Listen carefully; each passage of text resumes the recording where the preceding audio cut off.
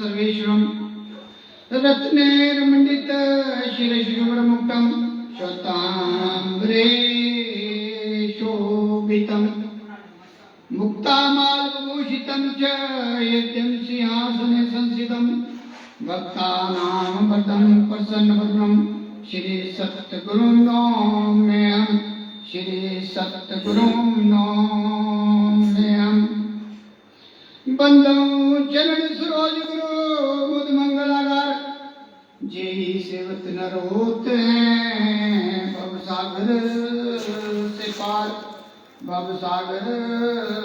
से पार गुरु जी के सिमरण मात्र से नाशित विघ्न अनंत ताते सर्वारंभ में ध्यावत सत्संग जेहि खोजत ब्रह्मा थके सुर नर मुनि और देवा कहत कबीर सुन साधुआ कर सतगुरु की सेवा राम कृष्ण से को बड़ा तीनों तो गुरु कीन तीन लोक के वेदनी सतगुरु आगे अधीन वेद शास्त्र और भागवत गीता पढ़े जो कोई तीन काल संतुष्ट मन बिना गुरु कृपा न होय अखंड मंडलाकारं व्याप्तं चराचरं तत्पदं दर्शितमेन तस्मै श्री गुरुवे नमः गुरुर्ब्रह्मा गुरुर्विष्णु गुरुर्देवो महेश्वरा गुरुर्साक्षात् परब्रह्म तस्मै श्री गुरुवे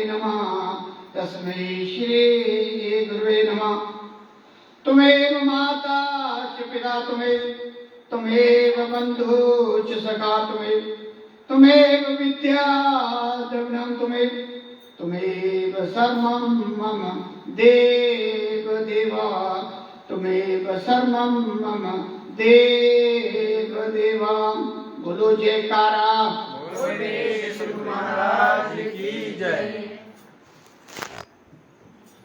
जगत बंदनिया प्रातः समया अध्यात्म मत के संस्थापक तारा गुरु श्री परमहंस दयाल जी महाराज जी के चरणों में मेरा साष्टांग दंडवत कोटि प्रणाम। नंगली निवासी भगवान सभी के हृदय के सम्राट उनके चरणों में मेरा साष्टांग दंडवत कोटि प्रणाम। अम्बाला वाले सिद्धपुर महाराज जी जो आपका अंकित क्षेत्र हैं, जो पुराने गुरुमुख यहाँ बैठे हैं, सभी विज्ञ हैं कि उन्होंने अपने जीवन में कैसे कैसे जीवों को जगाया और आज उन्हीं का आशीर्वाद जो भी गिने चुने जीव जुड़े हुए हैं सत्य का ज्ञान, बाकी तो दुनिया फंसी हुई है चारों तरफ संसार की चकाचौंध में, तो उन्होंने अपना जो योगदान जो उन्होंने तब और जो पैदल चल के पता नहीं कैसे कैसे कष्टों में रहकर नौकरी करते हुए और बाद में नौकरी का त्याग करके जीवों को जगाया, उनके चरणों में मेरा साष्टांग दंडवत कोटि प्रणाम। आपके बीच सापड़ू से आए हुए महात्मा जी को तो सभी विज्ञ हैं कि 3 दिनों से बड़ी दूर तक तन मन धन सब कुछ अपना निछावर करते हुए भूली भटकी हुई आत्माओं को जगाने के लिए दिन रात तत्पर रहते हैं और आपके बीच में आए, अभी श्रवण किया, आपने आशीर्वाद लिया, इनके चरणों में मेरा दंडवत प्रणाम। हमारे बीच में इनके साथ आए हुए राकेश जी, वैसे काकू के नाम से छोटा नाम इनका है और साइंस में पीएचडी हैं और साथ में अपना कारोबार चलाते हैं, बच्चों को पढ़ाकर और अपना समय निकाल कर इनको काफ़ी अब तो इतनी लगन लग गई है कि अगर सत्संग में ना जाए तो रात को नींद नहीं आती। तो ऐसी लगन हमारे में होनी चाहिए। अगर हमें आगे बढ़ना है, किसी भी क्षेत्र में आगे बढ़ना है, तो कर्मठता हम ऐसे लोगों से, ऐसे जीवों से हमें सीखनी चाहिए। इनके चरणों में मेरा प्रणाम।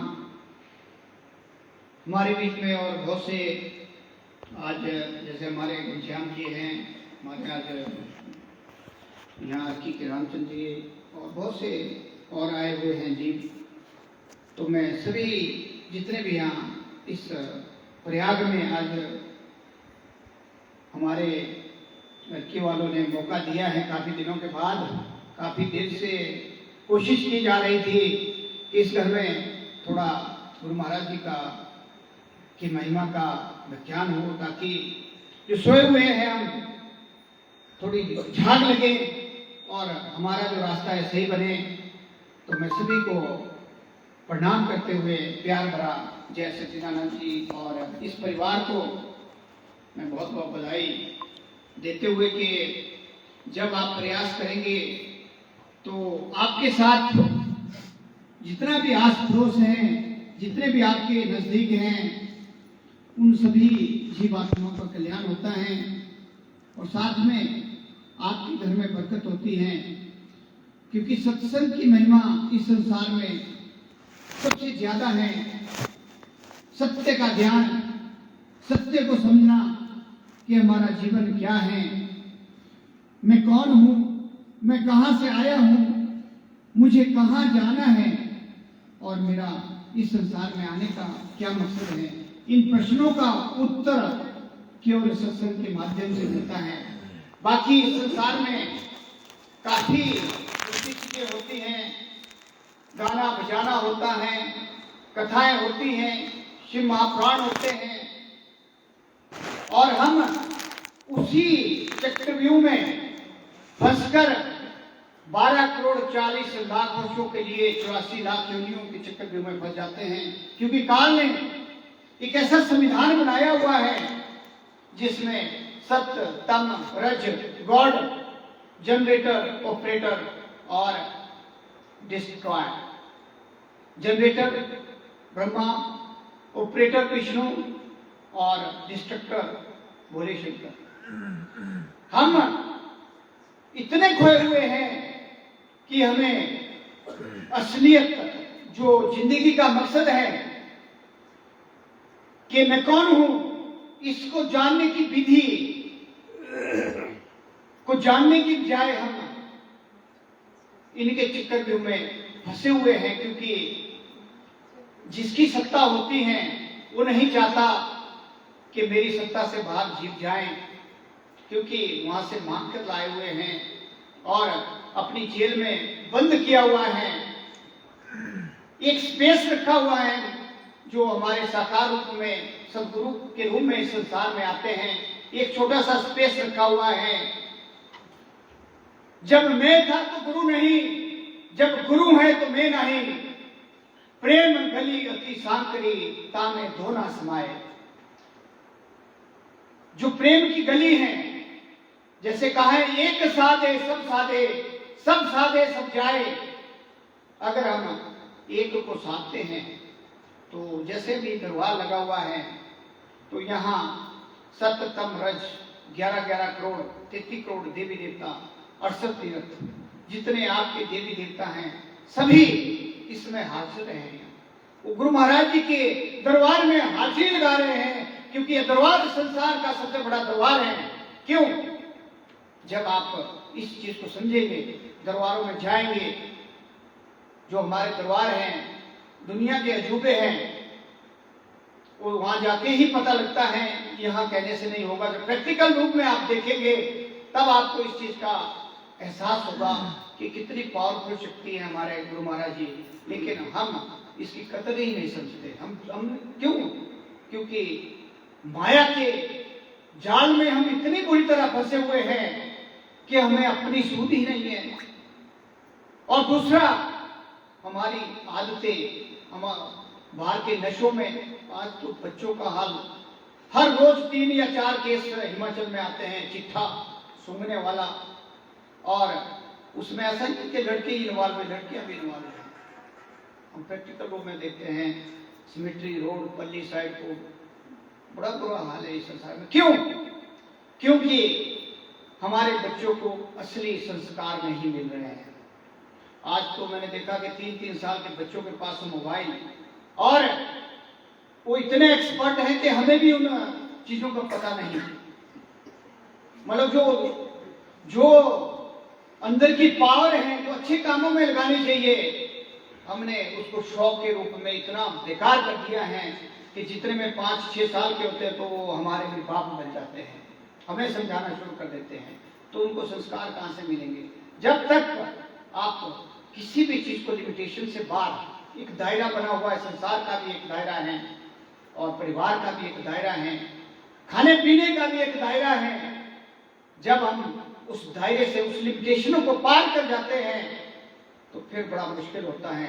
किसी भी काम में हो, चाहे वो घर में हो, चाहे नौकरी में हो, चाहे धंधे में हो, चाहे खेत में हो, चाहे पशु चराने में हो, अगर आप उस दायरे से बाहर जाते हैं तो उसका रिएक्शन आप खुद भुगतेंगे और भुगतते हैं।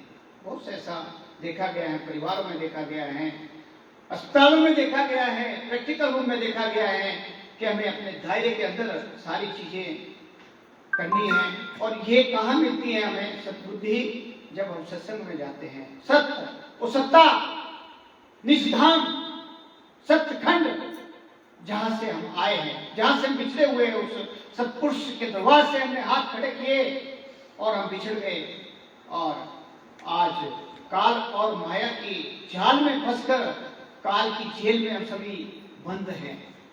उसे निकलने का साधन क्या है? वो है नाम। नाम क्या है? जब से सृष्टि चली है, नाम ही सृष्टा है और नाम ही दृष्टा है। जब से सृष्टि चली है, नाम हमारे साथ है, और जब तक हम उस प्रकाश में अपने निज धाम में विलीन नहीं हो जाते, तब तक आपके साथ रहेगा।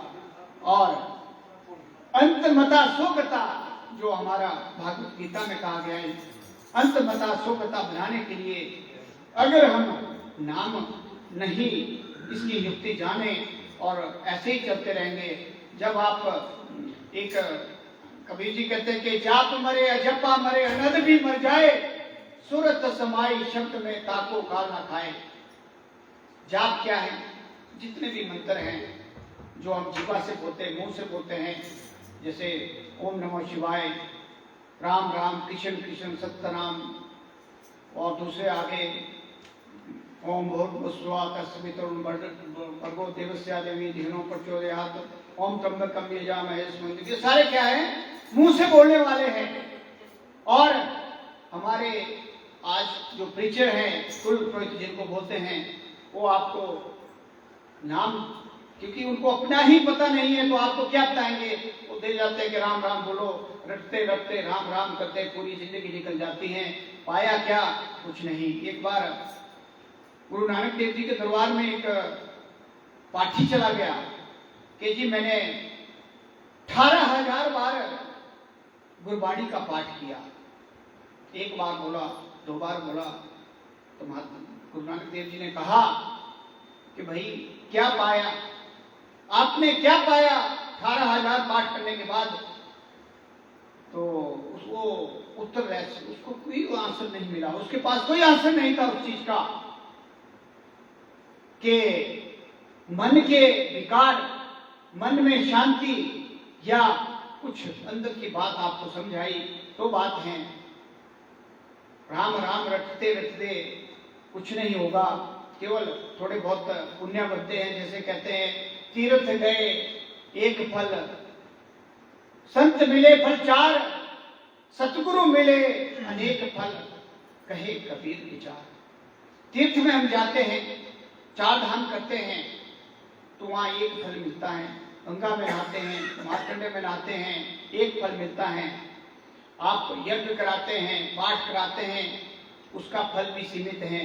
पुण्य बनते हैं, ऐसा नहीं है नहीं बनेंगे पुण्य, लेकिन पुण्य क्या है?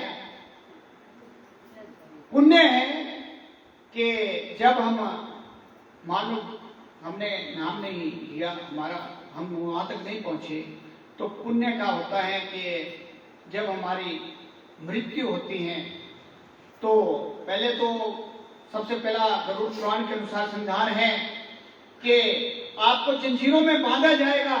और मैंने ये प्रैक्टिकल रूप में देखा है कि ऊपर जब वो मार करते हैं तो ऊपर से चुभोड़ निकलता है व्हाइट व्हाइट, और बंदे की जो आवाज है वो बंद होनी धीरे धीरे धीरे शुरू होती है। वो क्यों होती है? क्योंकि उसको पिछले जन्म जितना भी उसने कर्म किया है वो सारा उसके सामने पिक्चर आती है चित्रगुप्त के द्वारा, और उधर से वो बच्चे लेकर लाल लाल उनके पास आगे से बिल्कुल गर्म किए हुए जो उनके हाथ में बच्चे होते हैं उनको देखकर जीव, क्योंकि उसके पास कमाई नहीं होती, जो असली कमाई है तो वो असली कमाई है गुरु महाराज जी की शरण और सत्संग और नाम का जाप, बाकी तो सारा काल के दायरे में है।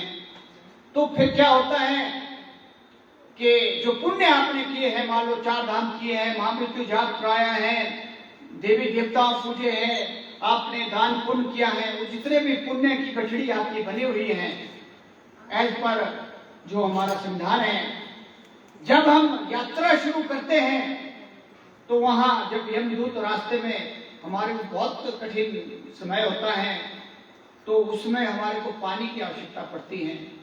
तो पानी तब मिलता है जब यमदूत को हमारे को पुण्य वो मांगता है, हमारे को पुण्य देने पड़ते हैं। जैसे हम अगर कहीं बाहर जाते हैं होटल में तो चाय के लिए अगर अच्छा होटल है तो अलग अलग रेट होते हैं, उसी हिसाब से हमारे को जब भूख लगती है आगे जब उस रास्ते में चलते, कठिन रास्ता होता है, 18 दिन का बताया गया, उसे 1 साल का बताया गया, पर संतों के अनुसार 18 दिन लगते हैं, बहुत लंबा रास्ता होता है 18 दिन का भी। तो जब हमें भूख लगती है तो पुण्य मांगे जाते हैं और हमें देने पड़ते हैं उनके जैसे वो मांगते हैं।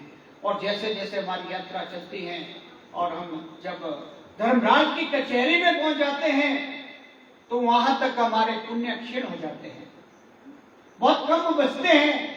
और फिर वहां जब फाइल खुलती है तो बारी आती है काली कोठड़ी की, थोड़ी देर के लिए मान लो बच गए तो आपको स्वर्ग मिल जाएगा, वहां की सुविधा 5 स्टार होटल के बराबर होती है। और फिर उसके बाद 84 लाख योनियों 12 करोड़ 40 लाख वर्ष के लिए वही पिछला हमारा जो है सिलसिला चल पड़ता है। तो इसलिए जो पुण्य बनते हैं अगर नाम नहीं लिया है उसका वो क्षीण होते हैं, उससे हम 84 लाख के चक्रव्यूह से नहीं बच सकते। तो इसलिए जो नाम जो 2.5 पोथी बड़ी बड़ी जगमुआ पंडित भया न कोई, 2.5 अक्षर प्रेम के बड़े सो पंडित हुए। अब बड़ी बड़ी डिग्रियां लेके आ जाते हैं पंडित लोग और कहते हैं कि हमारे बराबर तो कोई है नहीं दुनिया में।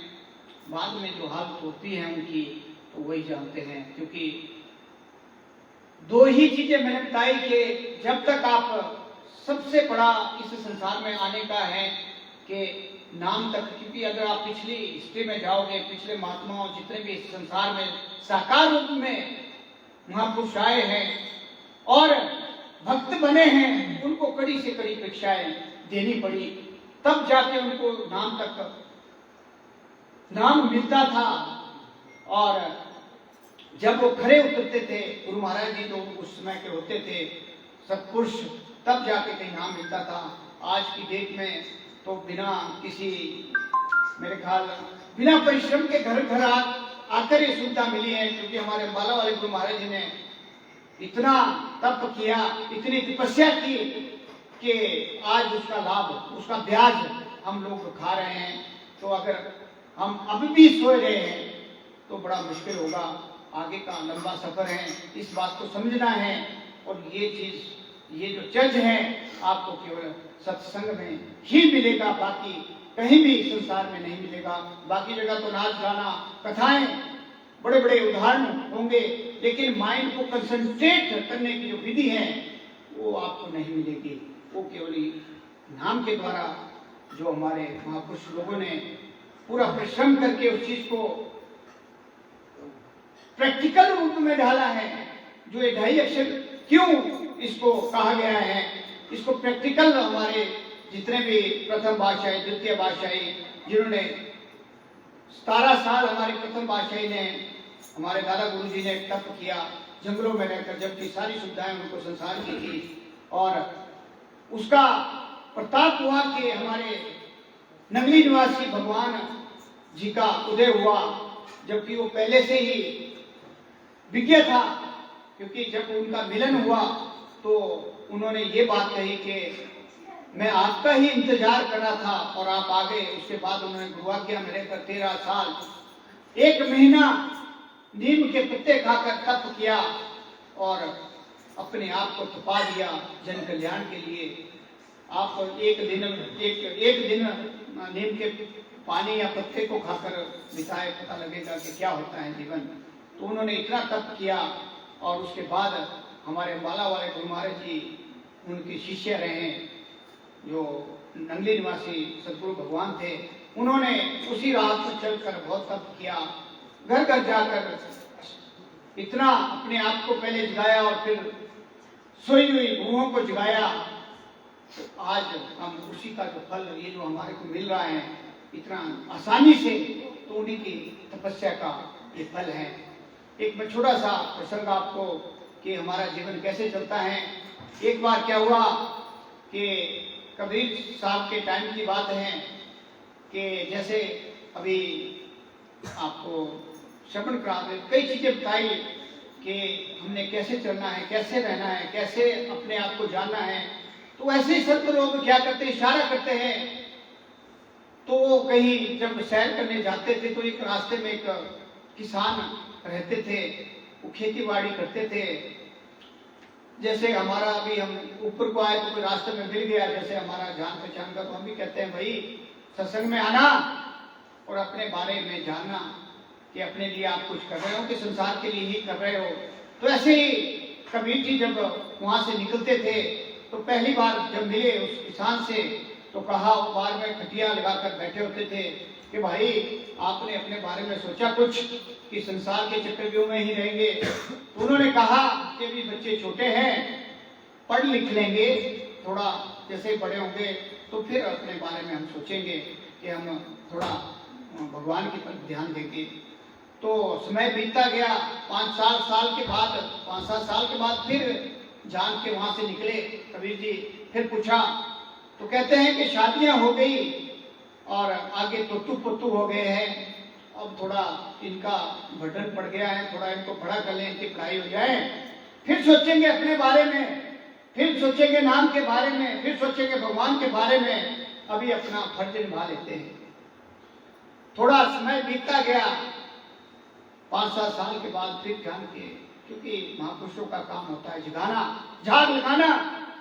फिर गए तो कहा, फिर पूछा, उनका बुढ़ापा भी नजदीक आ रहा था कि भाई अपने बारे में कुछ सोचा, कुछ अपने लिए कुछ कर रहे हो कि जी अब जो है तोतू बड़े हो गए हैं, वो जो बाकी जो घर में गाय पशु है अब उसका मेरे को करना पड़ रहा है, अगर मैं उनको नहीं करता तो भूखे रहेंगे। सब अपने अपने काम में व्यस्त हो गए हैं। तो हुआ क्या कि वो अपने गाय पशुओं के बीच में हमारे जैसे बुजुर्ग जाते हैं, क्योंकि अपना ख्याल है नहीं हमें। तो उसके बाद क्या हुआ कि चौथी बार जब गए तो देखा कि वो घाट थी वो खाली पड़ी हुई थी। कबीर जी ने पूछा कि कहाँ गए हमारे जो यहाँ बैठते थे भक्त जी? उन्होंने कहा कि वो स्वर्ग सिधार गए। तो उन्होंने अपने, क्योंकि महापुरुष लोग आगे पीछे सब कुछ जानते हैं, मतलब उनको सारा ज्ञान होता है। तो उन्होंने अपनी तीसरी नेत्र खोली, देखा देखूं तो सही ये गया कहाँ, ये जीव कहाँ गया। तो ध्यान रखना, ये आपको भी एक चेतावनी है कि ऐसा ही होता है, प्रैक्टिकल रूप में होता है हमारे साथ भी। जो हम अगर जो महापुरुष लोग इशारा करते उसको नहीं समझते, उनके साथ होता है। जो समझते हैं उनका जीवन सफल हो जाता है। तो हुआ क्या, जब उन्होंने तीसरी आंख खोली तो देखा कि जब वो बुजुर्ग, वो किसान लास्ट समय में वो जो हमारी गौशाला होती है वहाँ काम कर रहे थे और एक बछड़े के ऊपर ध्यान था।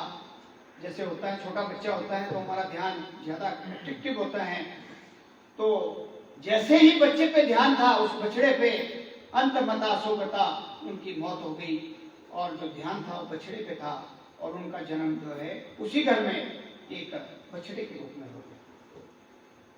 15 साल तक उस परिवार ने उसको जोता खेतों में, और जब वो वहां से निहत्था हो गया, जब उससे काम नहीं हुआ तो उसको कोल्लू में बेचा गया। 3 साल कोल्लू में चक्कर काटने पड़े कोल्लू में, क्योंकि छोटा होता है वहाँ, आपको पता ही है जो काम करते हैं कि क्या होता है। और उसके बाद क्या हुआ कि जब वहां से भी उसका खत्म हो गया, वहां के काबिल भी नहीं रहा, तो एक कसाई को बेच दिया गया और कसाई ने उसको उसके मांस को अलग किया, उसके चमड़े को अलग किया। और हुआ क्या कि चमड़े का जो है एक मंदिर में सामने उसका नगाड़ा बना हुआ है उसकी चमड़ी का, बाकी उसकी चीजों को सब बेच के वहां नगाड़ा बच रहा है। तो कबीर जी बड़े अपने को धिक्कार करते कि ये जीव, जब तुझे आगाह किया जा रहा था, जब तुझे जगाया जा रहा था, जब तुझे सावधान किया जा रहा था, तो तूने ध्यान नहीं दिया। इतनी बड़ी गलती, इतना बड़ा बहुमूल्य जीवन मिला था, तूने कुछ नहीं किया, कुछ नहीं सोचा अपने बारे में।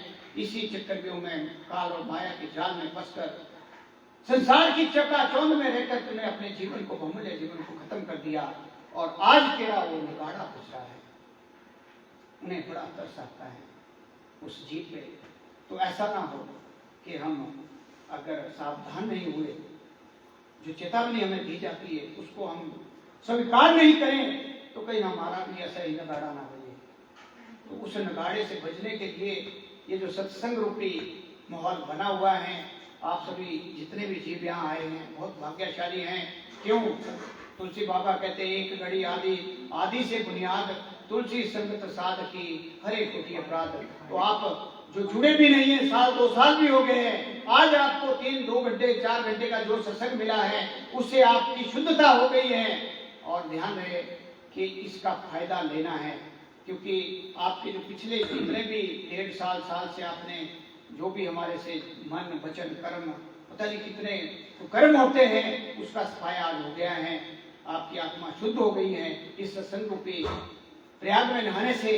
तो आपको आगे सोचना है अपने बारे में, ये नहीं है कि काम छोड़ने हैं, सारे काम करने हैं। गुरु महाराज जी कहते हैं सारे परिवार के आप करोड़पति बन जाओ नेस्टी से, लेकिन जो मेरा समय है 24,000 साल से वो मुझे देनी है। वो किसी भी रूप में आप दे सकते हैं।